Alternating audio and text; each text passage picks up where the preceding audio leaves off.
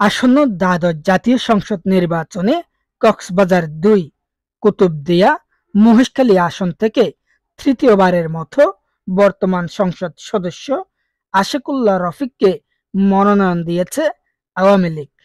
এ নিয়ে টানা ৩ বার আওয়ামী লীগের মনোনয়ন পেয়ে হ্যাটট্রিক করলেন তিনি।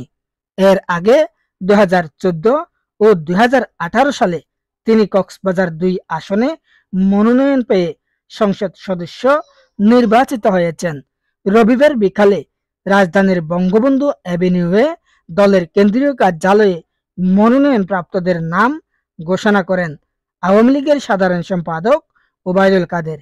এর আগে আওয়ামী লীগ সভাপতি শেখ হাসিনা মহেশখালী উপজেলার মাতার বাড়ি জনসভা মঞ্চে কক্সবাজার-২ আসনের সংসদ সদস্য আশিকুল্লাহ রফিককে দলীয় প্রার্থী হিসেবে পরিচয় করিয়ে তাকে ভোট দেওয়ার জন্য এলাকাবাসীর প্রতি অনুরোধ জানান। তিনি বলেন, আশিককে দিয়ে গেলাম, রেখে গেলাম আপনাদের হাতে।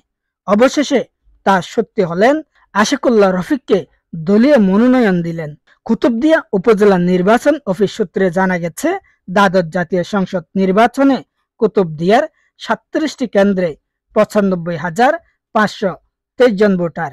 এদিকে দলীয় মনোনয়ন নৌকা প্রতীক নিশ্চিত হওয়ায় মহেশখালী কুতুবদিয়ার নেতাকর্মীরা আনন্দ মিছিল বের করেন এবং বিভিন্ন জায়গায় মিষ্টি বিতরণ করেন।